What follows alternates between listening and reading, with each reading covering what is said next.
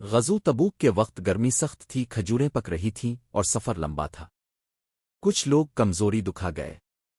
حضرت کعب بن مالک بھی گھر رہ گئے، حالانکہ وہ طاقتور اور تیار تھے۔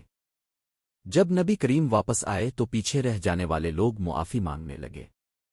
کچھ نے جھوٹے بہانے بنائے اور اپنے ان کے ظاہر پر حکم لگا دیا۔ حضرت کعب بن مالک حاضر ہوئے اور عرض کیا، رسول اللہ، اگر میں جھوٹ بولوں تو اب خوش ہو جائیں گے، مگر اللہ کو ناراض کروں گا۔ حقیقت یہ ہے کہ میرے پاس کوئی عذر نہیں، میں سچ کہتا ہوں۔ نبی نے فرمایا، یہ شخص سچ بولا ہے، اب اللہ کے حکم کا انتظار کرو۔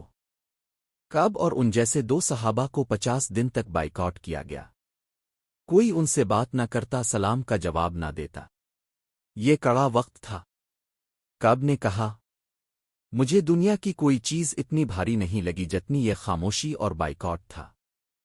50 دن کے بعد قرآن کی یہ آیت نازل ہوئی، اور 3 آدمیوں پر بھی جن کا معاملہ ملتوی کر دیا گیا تھا، یہاں تک کہ زمین باوجود اپنی وسعت کے ان پر تنگ ہو گئی اور ان کے دل گھبرا گئے، اور انہوں نے جان لیا کہ اللہ سے بچنے کی کوئی پناہ نہیں مگر اسی کی طرف۔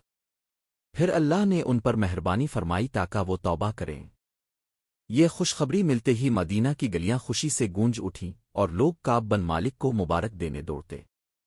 کعب کہا کرتے تھے، میرے لیے سب سے بڑی نعمت یہ ہے کہ اس دن سے آج تک میں نے کبھی جھوٹ نہیں بولا۔ سچائی وقتی طور پر مشکل لا سکتی ہے، مگر آخرکار عزت اور کامیابی دیتی ہے۔ اللہ سچے لوگوں کو آزماتا ہے، پھر ان پر اپنی رحمت نازل کرتا ہے۔ جھوٹ وقتی فائدہ دیتا ہے مگر انجام تباہی ہے۔